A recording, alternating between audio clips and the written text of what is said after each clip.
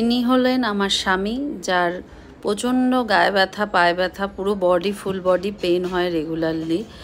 আর যার জন্য রেগুলার ওর ম্যাসাজ দরকার পড়ে। ভীষণভাবে পেন নিয়ে ও রেগুলারলি চলে, আর সেটা মানে আমার খুব কষ্টই হয়। কিন্তু রেগুলার ম্যাসাজ করা আর যেই লেভেলের প্রেশার দেওয়ার দরকার আমার দ্বারা হয়ে ওঠে না।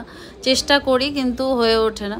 তাই এই থেরাপি, এইখানে একটা শপিং মলে গেছিলাম, সেখানে গিয়ে দেখলাম বডি ম্যাসাজ মেশিন রয়েছে। তাই বললাম তুমি ম্যাসাজ করে নাও একটু।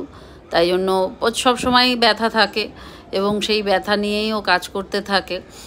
আর ও তো অত কথা বলে না, তাই আমাদের ও অত বলে না, কিন্তু মানে বুঝতেই পারি ব্যথা হয়, প্রচণ্ড ব্যথা ওর বডিতে থাকে।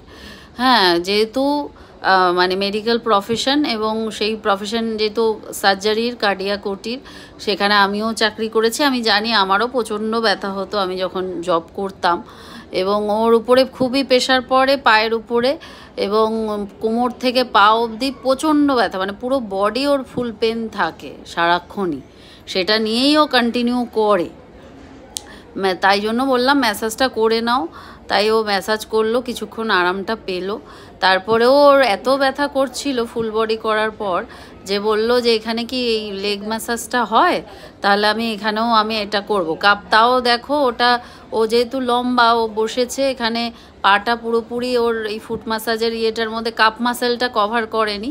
আমি অনেক বললাম যে কাপ মাসেলটা কি কভার করবে না, মানে কিভাবে বসতে হবে, বলল যে না, উনি লম্বা তো ওইটুকুই কভার হবে। তাই যতটুকু যা হয় ওই কভার যতটুকু হয়েছে তাতেই ও যতটুকু আরাম পেলো, রিলিফ পেলো। এটাই আমার শান্তি, যে ওর কিছুটা তো রিলিফ হলো। বলল তারপরে যে না, বেশ ভালোই লাগলো। আমি তাই বললাম যে মাঝে মাঝে যখনই যেখানে দেখবে ম্যাসাজের করে নিও। এটা তো খরচাও সাপেক্ষ, সবসময় লোককে দিয়ে ম্যাসাজ করানো পসিবলও হয় না, কিন্তু ওর জন্য এখন ম্যাসাজটা ম্যান্ডেটারি হয়ে গেছে।